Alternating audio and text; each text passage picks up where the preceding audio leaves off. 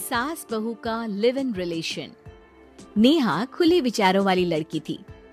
अरे नेहा, क्या दिन में सोती है? ससुराल में ऐसा नहीं चलेगा, वहाँ तो काम करना पड़ेगा। काम जितना काम होगा कर लूंगी माँ, पर अगर कोई ये कहे कि सारा आराम छोड़कर सिर्फ काम ही करना है तो ना भी ना, मुझे नहीं करनी शादी। अरे कैसी बात कर रही हो? अच्छा चलो जाकर नहा लो, मैं नाश्ता लगा देती हूँ, फिर तुम्हें कॉलेज भी तो जाना है। नेहा कॉलेज के लिए निकल जाती है। वो सोचने लगती है कि ससुराल में वो कैसे मैनेज करेगी। क्या हुआ नेहा, परेशान लग रही हो? अरे यार, तू तो मुझे जानती है ना, मुझे अपनी लाइफ बिल्कुल परफेक्ट चाहिए, लेकिन लग नहीं रहा लोग मानेंगे। यार कहीं मेरी शादी ऐसे घर ना हो जाए जहाँ मेरी जिंदगी ही नरक हो जाए। अरे मैंने ना कल एक इंग्लिश फिल्म देखी थी, उसमें भी कुछ ऐसी ही समस्या थी हीरोइन की। अच्छा, तो फिर क्या किया उसने?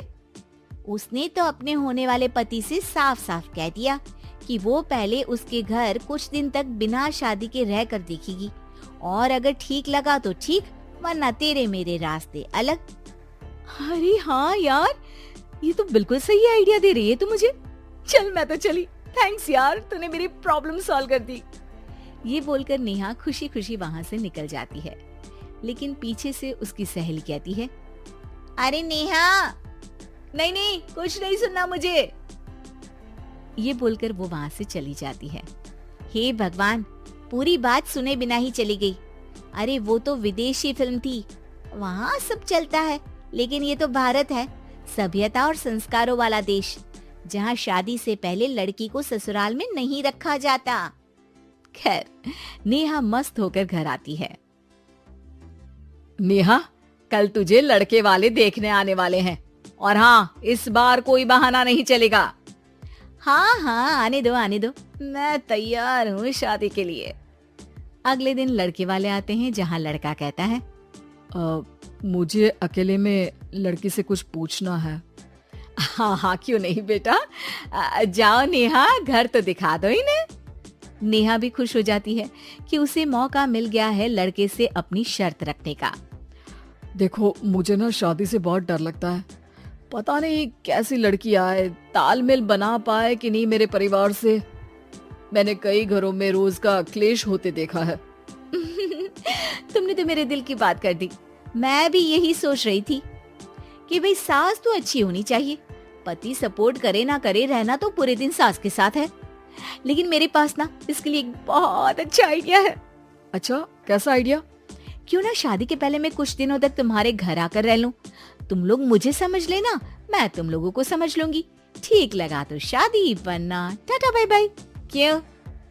लड़के को नेहा की बात में दम लगता है। वो घर के सभी लोगों के सामने नेहा की बात रखता है। अरे पागल हो गई है क्या? ये कैसी शर्त है? अरे शादी से पहले मैं क्यों तुझे किसी और के घर भेजूंगी रहने? अरे लड़की के ख्याल तो 20 साल आगे के हैं, इतनी भी खुले विचारों वाली लड़की नहीं चाहिए हमें। अरे माँ, क्या बुरा और गलत बोल रही है ये? रहना तो हम दोनों का है ना, कल को कोई परेशानी आई तो तुम सब तो ये बोलकर निकल जाओगे कि जिंदगी तुम लोगों को ही निभानी है, तुम लोगों को जो करना है करो। तब क्या करूंगा बताओ? सबके समझाने पर वो लोग मान जाते हैं। वाह, मैं 2-3 दिनों में पैकिंग कर लूंगी, तो आकर मुझे ले जाना। और नेहा पहुंच जाती है विशाल के घर। आओ, ये रहा तुम्हारा कमरा। इस घर में तुम एज अ गेस्ट रहो, लेकिन माँ तुम्हें बहू की तरह ही ट्रीट करेंगी, और तुम भी उन्हें सास की तरह ही रखना। बस फिर क्या था, शुरू हो जाता है लिव इन सास बहू का ड्रामा। अरे चाय तो बना दे बहू। जी सासू माँ, अभी लाई। नेहा चाय लेकर आती है कि बस चाय लेकर आई हो, इसके साथ पकोड़े भी ले आती। लेकिन आपने तो बताया ही नहीं कि आपको चाय के साथ पकोड़े भी चाहिए। हाँ हाँ, अब तो पता चल गया ना। रात को खाना खाने के बाद नेहा किचन में खटर पटर कर रही होती है।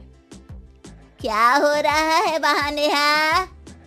माँ जी, मैं ना रात को अदरक वाली चाय पीकर सोती हूँ, ये मेरी आदत है। अच्छा, तो जरा मेरे लिए भी बना देना।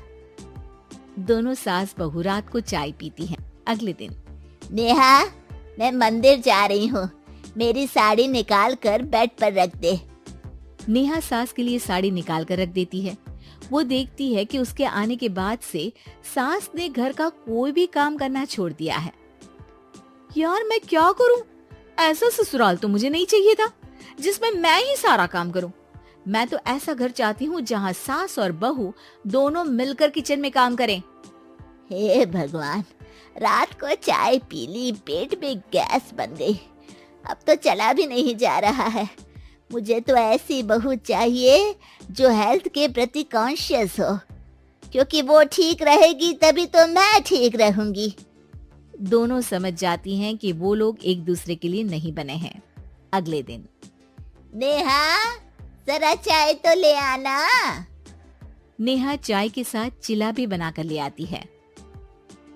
सास खा पीकर सो जाती है। अगली सुबह तेरी बुआ सास आ रही है, उसे मैंने तेरे बारे में बताया है। तभी वहाँ गंवार से एक महिला आ जाती है। चलो यहाँ से निकलो, कुछ नहीं है खाने के लिए, जाओ।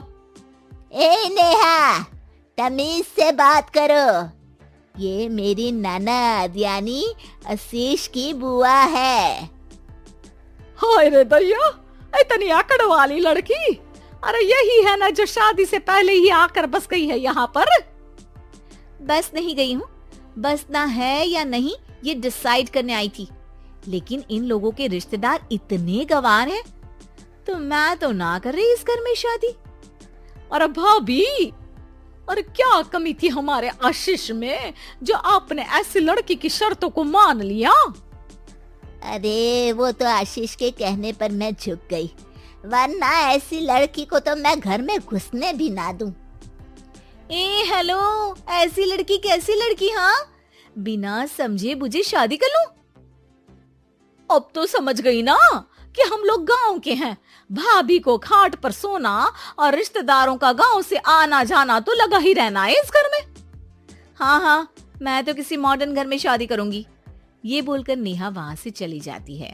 अपने घर में आकर नेहा कहती है, ना माँ ना, लिव इन में रहकर देख लिया, ये गांव के लोगों का कोई भरोसा नहीं है।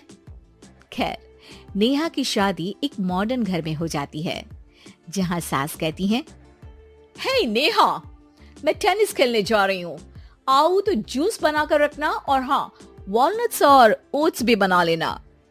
जी माँ। माँ माँ बोलो डार्लिंग, माँ इज ओल्ड फैशन। बेचारी नेहा सर पर हाथ रख लेती है। हे भगवान, ये सास तो सास ही होती है,